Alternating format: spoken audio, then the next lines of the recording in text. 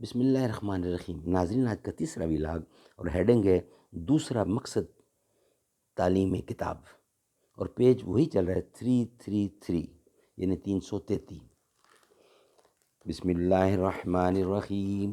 معارف القرآن، جلد اول، سورۃ الفاتح سے لے کر سورۃ البقرہ، پارہ اول تا پارہ تیسرا، رکوع 8واں۔ رائٹر ہیں اس کتاب کے مفتی اعظم پاکستان حضرت مولانا مفتی محمد شفیع صاحب رحمۃ اللہ علیہ۔ بسم اللہ الرحمن الرحیم۔ الحمد للہ وکفا وسلام علی عبادہ الذین اصطفیٰ۔ ناظرین، ویلاگ نمبر 3 اور دوسرا مقصد تعلیم حیات، دوسرا مقصد تعلیم حیات، اور پیج 333۔ رنگ محفل چاہتا ہے ایک مکمل انقلاب، چاند شمعوں کے بھڑکنے سے سحر ہوتی ہے۔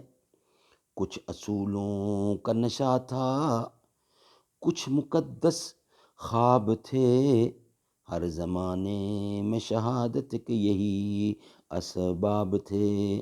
کچھ اصولوں کا نشہ تھا، کچھ مقدس خواب تھے، ہر زمانے میں شہادت کے یہی اسباب تھے۔ دوسرا مقصد تعلیم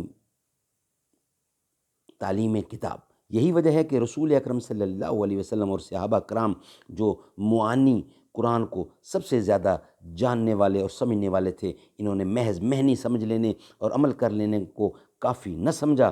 سمجھنے اور عمل کرنے کے لیے تو ایک مرتبہ پڑھ لینا کافی ہوتا ہے۔ انہوں نے ساری عمر تلاوت قرآن کو حرز جان بنائے رکھا۔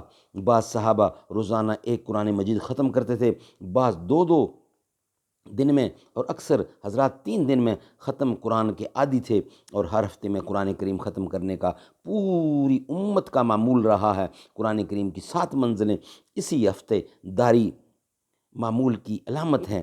رسول اللہ صلی اللہ علیہ وسلم اور صحابہ کرام کا یہ عمل بتلا رہا ہے کہ جس طرح قرآن کریم کے معنی کا سمجھنا اور عمل کرنا اصلی عبادت ہے، اسی طرح اس کے الفاظ کی تلاوت بھی بجائے خود ایک اعلیٰ عبادت اور موجب انوار و برکات اور سرمایہ سعادت و نجات ہے۔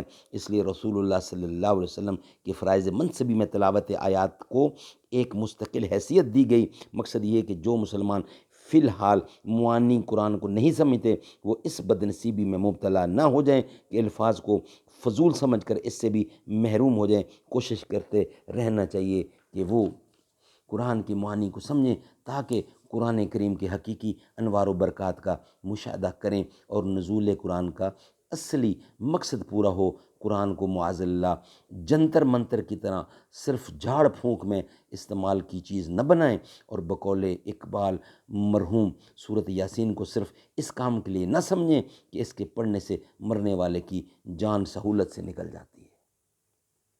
سبحان اللہ، سبحان اللہ۔ ناظرین، آج کا تیسرا ویلاگ ہمارا کمپلیٹ ہوا۔ انشاءاللہ ویلاگ نمبر 4 کے ساتھ آپ سے ملاقات ہوگی۔